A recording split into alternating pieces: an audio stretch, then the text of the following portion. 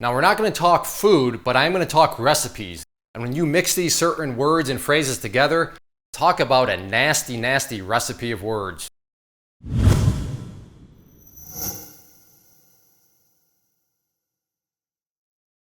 There is not really much to say outside of, just needing to jump into this communication that I had. And as I go through it, I want you to kind of try to pick out the ingredients that are making this recipe so nasty. So let's hop into this communication. So this comes to us through my website. I'm based in the United Kingdom, and I don't have much money to start with. I recently lost my job, and I'm not looking for a quick fix, but something gradual, a new hobby, so to speak. Did you catch them all? Did you see the many different kind of words and phrases that when they're all pieced together, this is just a freaking disaster waiting to happen? This is a recipe that's going to taste like, it's not going to taste good. There might be kids in the room, so I won't say what it would probably taste like if you were to eat this recipe. But the first, they're new. They're just starting out, and they don't have much money to start out with. Now, there's nothing wrong with that. I mean, there's always ways to build the account, and a great way, as I've talked about in many past videos, is taking the guaranteed trade. What is a guaranteed trade? A job. Assuming you're not a drug dealer, assuming you're not working some sort of shady job, then if you put in the time at a job, you're guaranteed a paycheck. You are guaranteed money. Whereas in the stock market, there are no guaranteed profits. Just because you put in the time, meaning you put in some money into a trade, it doesn't mean that you're going to make money on it. So they have a small account, they have a small amount, and that's not the end of the world, but not really ideal anyways. But then what do they disclose? And they just lost their job. Well, there goes that guaranteed trade thing. They have no job. And then from a psychological standpoint, when you have no job and you have no income, it can be it's very taxing on you mentally. Very, very taxing.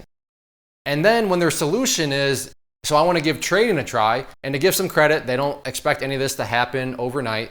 They expect it to be gradual, but I don't exactly know what they expect to be gradual. Just because you don't expect anything overnight doesn't mean it's automatically going to be a gradual increase. I mean, to my understanding, this person hasn't invested in their training. They don't really exactly know what they're doing, so they're new. They have a small account, and then they have the mentally taxing dynamic of no job. And then the final kicker here is they use the word hobby. I'm sorry, but if you want to build a small account, build it gradually, especially when you have no job, you better be looking at things more so than just a hobby. Even if none of those other things exist, if you want to survive in the long term, this is not a hobby. Trading is not a hobby. Now, to be fair, if you want to admit that it's a hobby and you do it just because it saves you a plane ticket from having to fly out to Las Vegas, then from a personal finance perspective, I applaud you. Penny saved is a penny earned.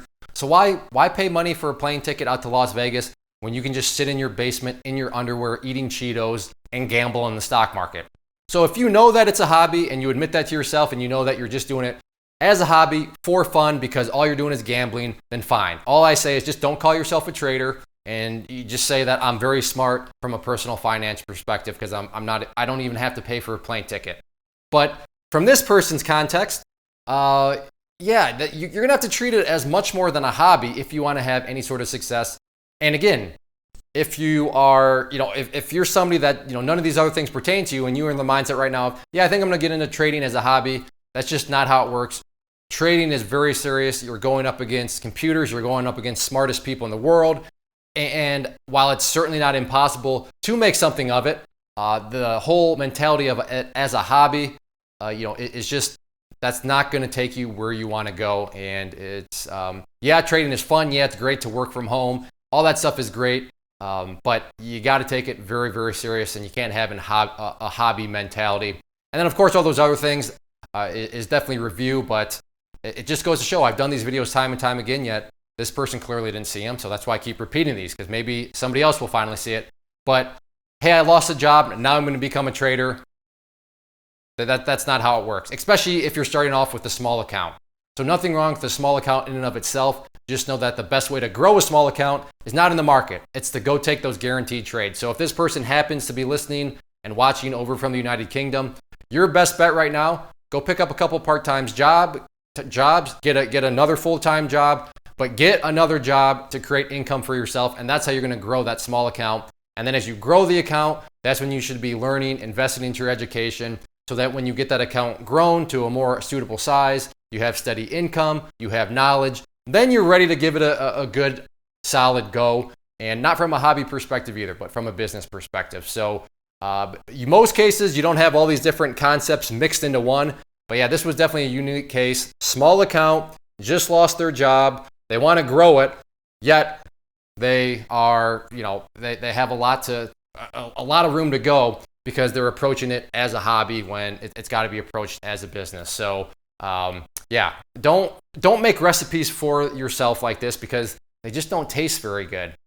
If you are interested in trading alongside me and other traders, then I do offer a private trading community known as the Inner Circle. So the two images that you see on the screen, the one image, if you click on it, it will take you to the Inner Circle page and give you all the details about it. The other is going to be a behind the scenes tour that I personally give so you can see exactly what you are going to get with the subscription. So if that sounds like something that could add value to you as a trader, then go ahead, check it out, and by all means, let me know if you have any questions.